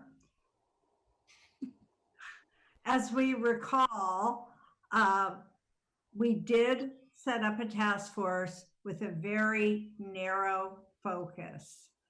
These are volunteers. These are folks who are giving up their time and knowledge and expertise. And I think they're doing a fabulous job. I think we are fortunate in this town that pretty much anyone that we call upon to serves, and not only serves super well. So as they work through this #1 task that we gave them, in the middle of this, we had COVID. We have racial inequities that we have probably never seen in our lives, to be perfectly honest with you. So what I would like to see, and this is me, myself, and I, is to, when we reconvene and have a study session around this in July, we, meaning the council, that we ask staff to bring back to us a plan, a definitive plan. I don't, and Councillor Wendland and Lamont know this, I'm not exactly on the same page, I'm in the same book with having all of us sit around the table. But I think at the very least, I would like to take this month before our study session so that we can sit down, formally have a discussion, have staff come up with what staff does so well, which is to give us some guidance on certain issues so that we can do this right. We can do this as a community. And I remember long ago, someone using the word box checking. This is not a box checking moment. This is a fundamental moment to make structural changes. This is how I feel, and I support my colleagues in whichever direction we go. But I feel strongly about this subject. So please let me know if I'm totally off base or if I'm still in the book. Thank you.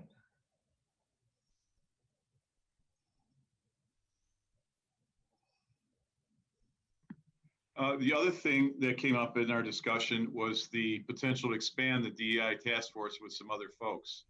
And there was a question, are we getting everybody we can? Not we're going to have a perfect representation, but should we get some folks from the faith community? We have such a robust faith community here, including one that had been targeted in the last few years. Should we get more students on there? I think the students poured their heart out the most and have had the most incidents directly affecting them. So the DEI task force that we have now, should we add a few more people if we're not going to blend with them? It's just an idea for the manager to look at. Yeah, City Manager Bennett, have you got a pretty good idea here? Well, I thought maybe you ought to let Councillor Wynn talk first. Looks like his hand's raised, and then I thought I'd summarize where I think you're going. I'm sorry, Councilor Wynn, I apologize, I didn't see your hand. You're gonna have to unmute there, thank you. Koloff was going to say something first. I'll leave to Councilor Koloff. Do you want to say something? I was just going to say, this is up to Assistant Manager Megan, didn't we have a faith-based person? I know for a fact we got a student. Can you I don't think we ended up with a faith-based person, if I recall, unless they joined later. Yes, we did. When we did the recruitment for DI task force, we identified 10 underrepresented areas of the community, which did include faith-based.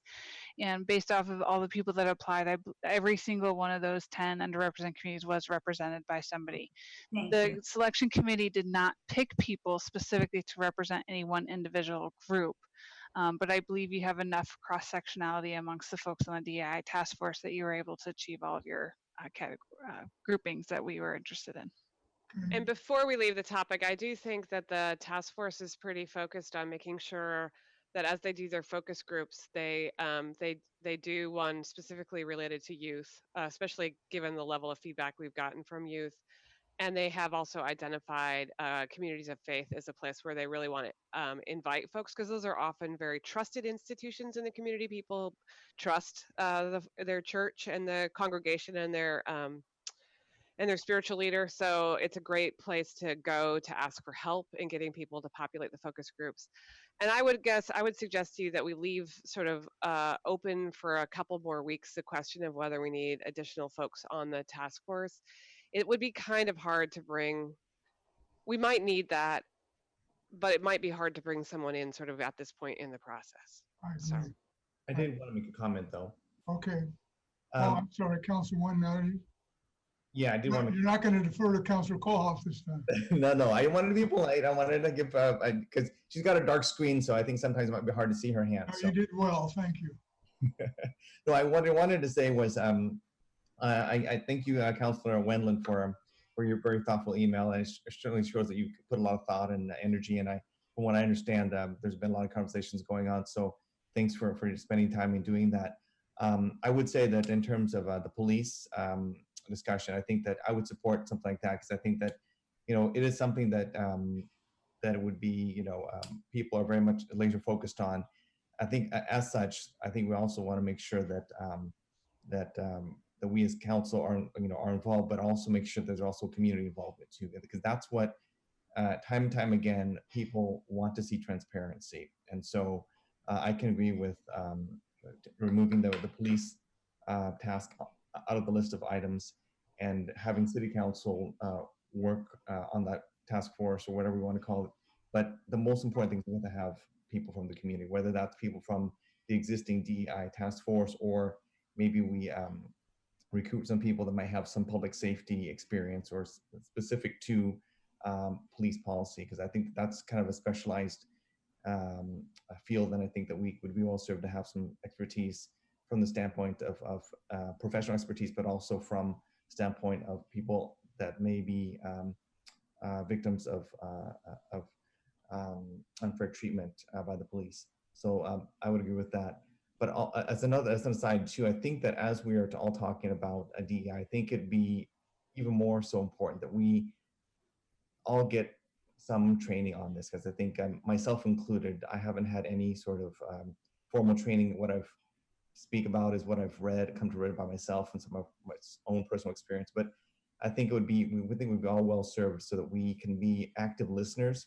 So when people come to us and say, this is what's happening to me, this is my experience, that we as leaders be able to understand that this really is quite frankly a new language for all of us.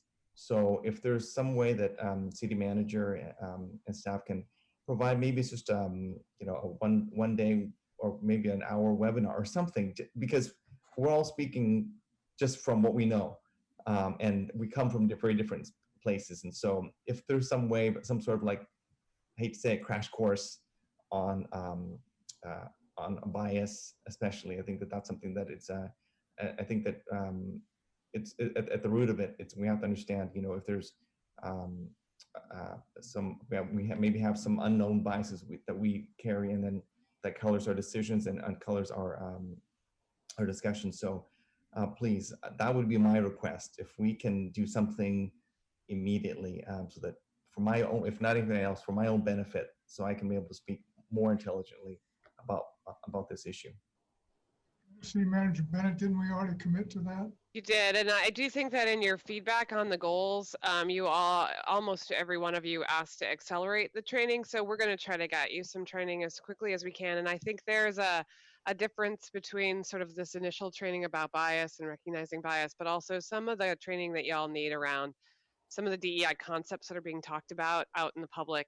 I know that sometimes when you engage with some of these terms too, they can be quite startling when you hear them for the first time. So what does it mean? What's underneath it? How can you talk about it? Because that way you're not reacting when you hear some of the terms for the first time. When you're ready, I'll summarize where I think we're headed, but I'm going to need a motion too. So hold on a second. All right, go, Councilwoman, you had a comment you want to make? I guess that was my question is, I don't know if this is a study session and if you want to bring something back. No, this is a special meeting, so I actually really would like the motion tonight. So here's where I think we're going, and I'll tell you where I need the motion. I think the first thing you're doing is you're re-revising the scope for the DEI task force to remove community policing. That's sort of topic one that you're doing. That's the place where I think I need the motion, and I would suggest that maybe you also might want to direct Megan and Dale and I, and probably David, to come back with a work plan for how you would have some community listening sessions and a work plan for police reform, for lack of a better way to put it, within 120 days or something like that. We'll make that motion. Okay, that's the first thing. Go ahead. It's a motion. Is there a second? Second. All right, thank you. Now, you had more before we have a vote? I just want to say that. Why don't you vote before I tell you what the other two things are? Is there anyone that is opposed to that motion? So I take it it's unanimous in favor of that? Okay, go ahead. You got your motion. Okay, can I just summarize just something that I'm looking for us as a council and a city and the DEI task force to go on this journey together. And we're not going to get it perfect. We're not going to have all the answers. But I find as a leader, if I'm engaged in some of the processes, I learn, and that's how you transform culture and how you become transformational as an organization.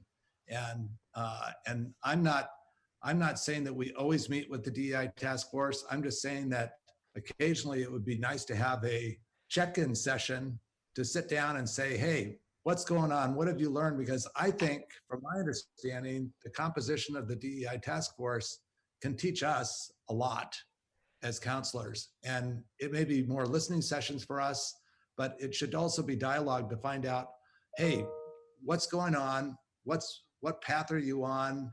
Would you share your stories a little bit of trying to get us as a city to come out at the end of this process better? That's all I want out of this process, so that we can have some good policy and make an informed decision. So you'll get that.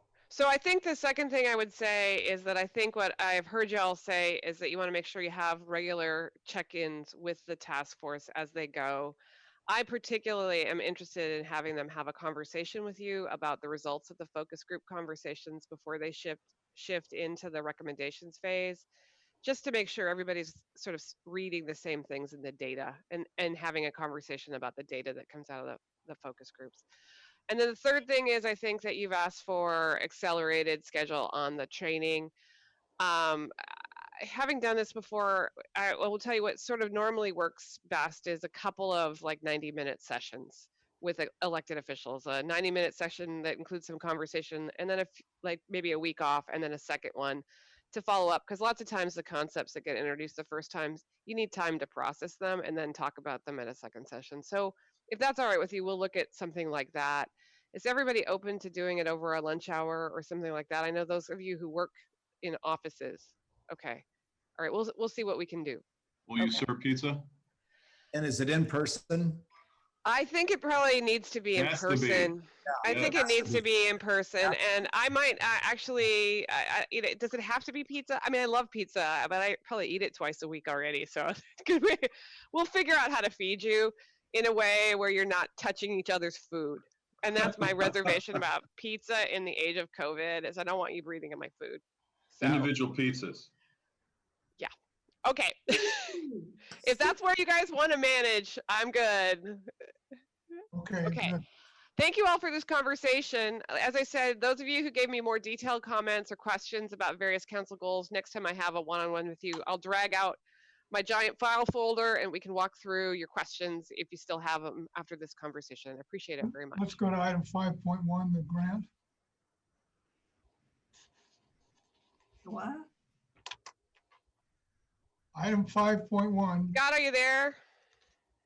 I am here, yes. Good afternoon. And I can give just a very brief intro to the Business Oregon grant that the city applied for a grant. It was a competitive process through Business Oregon. It's a matching grant. It's actually a forgivable loan is how it's presented. And it's for $35,000. It would extend our business assistance grant program. And there's no other expenditure that's required by the city. You've already met the match through your prior business assistance grant round. And the requirements around the forgivable loan are that the program has certain marketing and promotion requirements that were not part of our original grant program. Really the intent is to make the funds available to all Oregonians, and there's a focus on marketing the program to local businesses that are owned by historically underrepresented or disadvantaged populations. And the grant agreement goes into what who those populations are. We're not able to make grant awards based on demographic information or characteristics. So really the idea and the requirement is that we market the program. We have a list of organizations, both locally and regionally, who represent these business owners or are networked with business owners. We're doing this in coordination with our neighbors in Oregon City, Happy Valley, Milwaukee, Gladstone, and Clackamas County have all received grants. So we've exchanged information. We've developed a database working with Business Oregon so that we're sure that we're reaching the people who this is intended for. Having said that, really the approach is to reach out and contact organizations individually, make the information about the grant program known well in advance of it being released, and then when it's and then have the information on how to apply online even before the program opens, so that people have an opportunity to ask questions and make sure that they're prepared to submit. So needless to say, $35,000 is not going to go very far, but it's something, and we're very grateful that the state has made this opportunity available. The state sort of, the way that they've structured it is that the grants would be available at different tiers based on the size of the business. The businesses must have not more than 25 employees at the date that's specified. It's required that they have not already received federal assistance through the CARES Act, for example. The program is open to nonprofit 501c3 organizations, which our prior grant program was not. The only caveat there that I'd suggest and that we've put in our kind of our preliminary program is that the grants would not be available to 501c3s that have received other city assistance, for example, the municipal grants. We're also looking at, because the grant award amount is only $35,000 and the state has made, their approach is tiered and could, potentially award grants of up to $25,000. It didn't really seem practical that we would make, that sum of money available. Otherwise we'd only have one, we'd have fewer than a handful of businesses that would be eligible or that would ultimately be awarded. So we've proposed that we would make the grants available up to $5,000, which is twice as much as what the city was able to offer through the prior round. So conservatively, we might see 7 to 14 or a dozen or so businesses that would ultimately be awarded grants. So again, it's a relatively small program, but the intent is to reach a population that is historically underrepresented and and that had not received CARES Act funding or other federal assistance. And so really the questions before the council is, one, would you accept the grant award from the state? And secondly, direct the city manager to enter into the grant or forgivable loan agreement with the state. And that concludes my presentation. If there are any questions, I'd be glad to When are you answer. starting accepting applications? Sorry, Mary, were you asking when would we begin? When will you start accepting applications?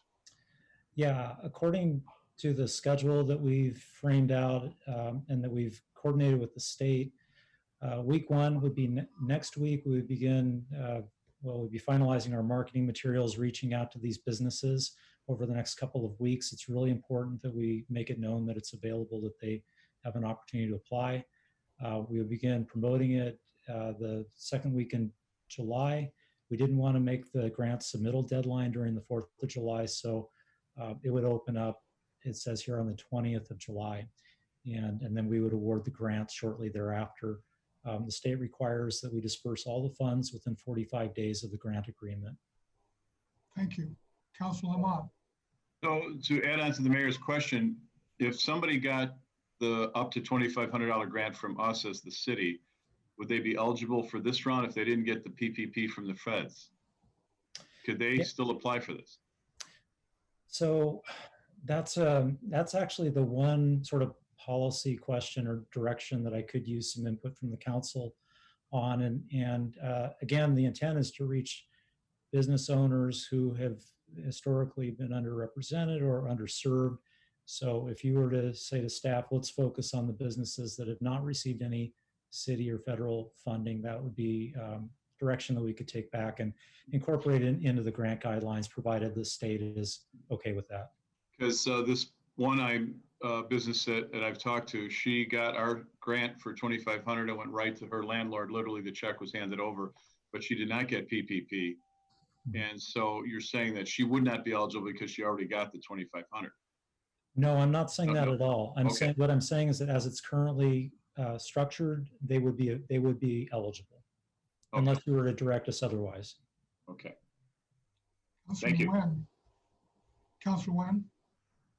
Yeah, thank you, Scott, for that presentation. I just wanted to clarify. So you're saying that if a business has accepted any sort of CARES Act funding, then they would be ineligible. I wanted to make the clarification that the CARES Act also covers not only the PPP that we hear about, but also covers these SBA's EIDL loans. But it also covers the pandemic unemployment insurance. So I'm thinking, for example, say that you're a hairdresser and you didn't get PPP, but you did apply and you were able to get some additional unemployment insurance because some of the self-employed business owners were able to apply for unemployment insurance. So that falls under the CARES Act. So, but I think in that case, I'm thinking an example of a hairdresser that they could certainly benefit from that. So I want to make sure that is that what a real intent is? Because if that is, then it really narrows the eligibility of people. Yeah, so I'll verify that with Business Oregon. The language in, let's see, I'll go to the language in the agreement and the requirements. And so in the grant program requirements, let's see, it states that they're unable to receive federal CARES Act funding, including Small Business Administration Paycheck Protection Program, Economic Injury Disaster Loan Emergency Advance Program, or other federal programs for emergency pandemic funding to date. So we can verify that. Thank you. Any other questions? Councilor Wendland. Can I make a motion? Sure. Can I move to accept a $35,000 forgivable loan from Business Oregon for COVID-19 business assistant grants and direct the city manager to sign the loan agreement with Business Oregon?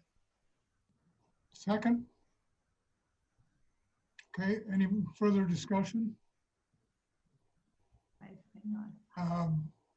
Ms. Linda, would you call the roll, please? Or Ms. Simpson? Yes. Mayor Studebaker? Yes. Councilor Kolhoff? Yes. O'Neill, Yes. Wynn, Yes. Lamont, Yes. Wendland, Yes. and Mans. Yes. Motion passes 7-0. Okay. Next item is boards and commissions recruitment interview process.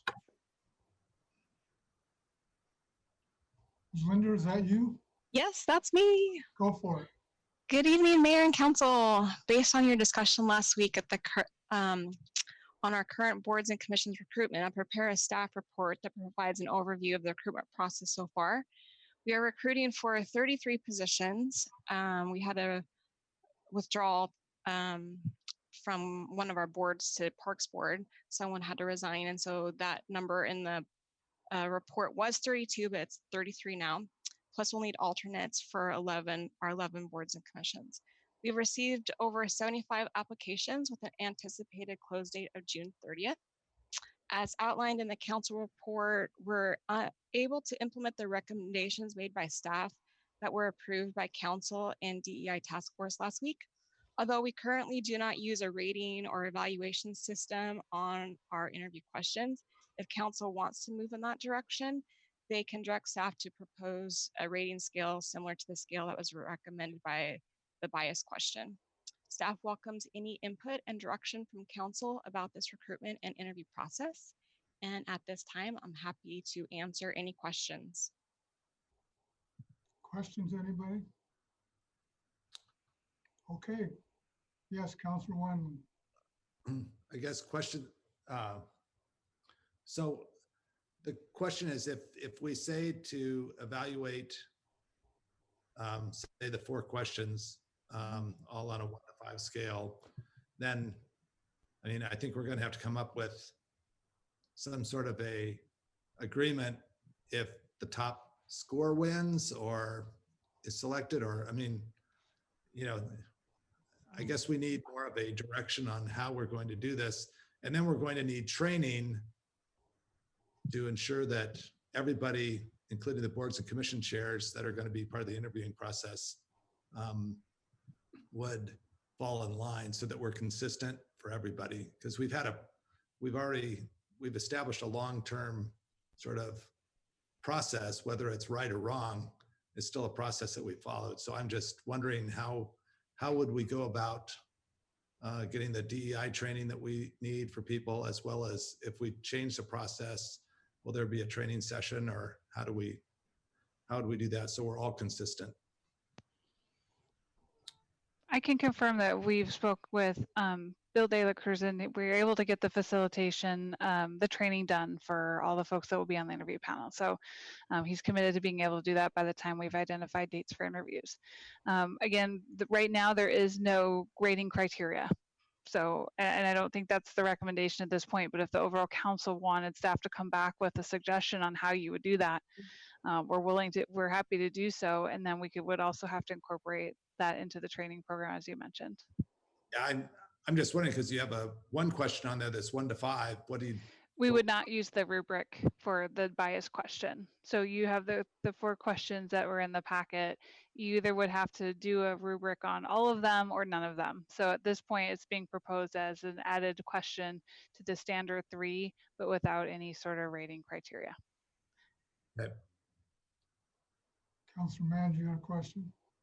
Yeah, I'm assuming we're doing this via Zoom. Am I correct in that? Mm-hmm.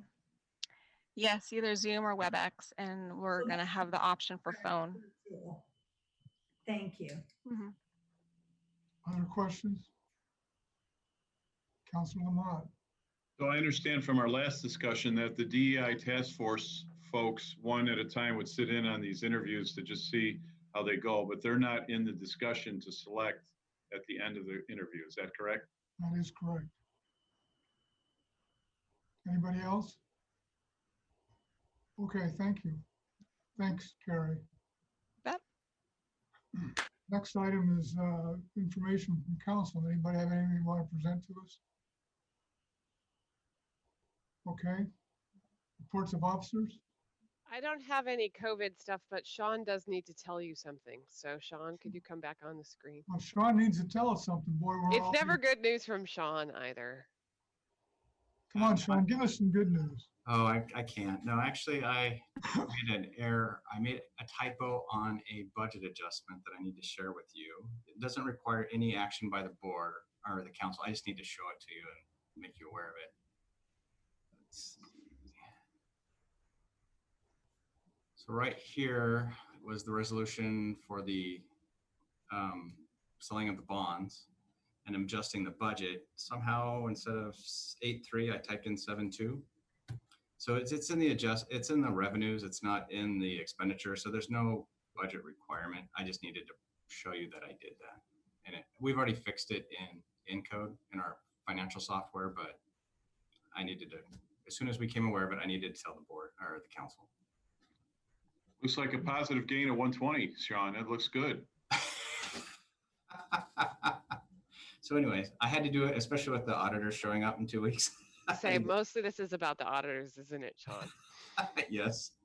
Thank you. Sean, Thank you, Director. Sean, As did you call chair of Malcolm the audit Mathis? committee, thank you. Oh, What's that, Mayor? Did you call Malcolm Mathis? I did. I talked to him a bit today. He's going to bring the check this week. Okay. All right, go ahead. Councilor Mans, do you have something you wanted to add? No, I just wanted to thank Director Cross and everyone else for a really excellent, productive meeting that was clear, and my brain wasn't melted because it was late at night. So thank you, one and all. Anybody else? All right. In that case, did you have a briefing on the community issues? You know, there's nothing really to tell you about COVID that you didn't hear last week. So other than it appears that the Multnomah County increase in infections comes from people seeing their friends and relatives. So you can get the disease even from your family. So we're going to hope that we get divorced from Multnomah and Washington counties as far as Kate Brown is concerned. I doubt it's going to happen, but so we're not planning for it to happen. All right. So that means phase 2 doesn't start probably for another 2 or 3 weeks. July 11th at the earliest. Okay. All right. Anything else anybody wants to add? Thank you very much for your time. Good job. Have a good evening. Thank you. Good We are night. adjourned.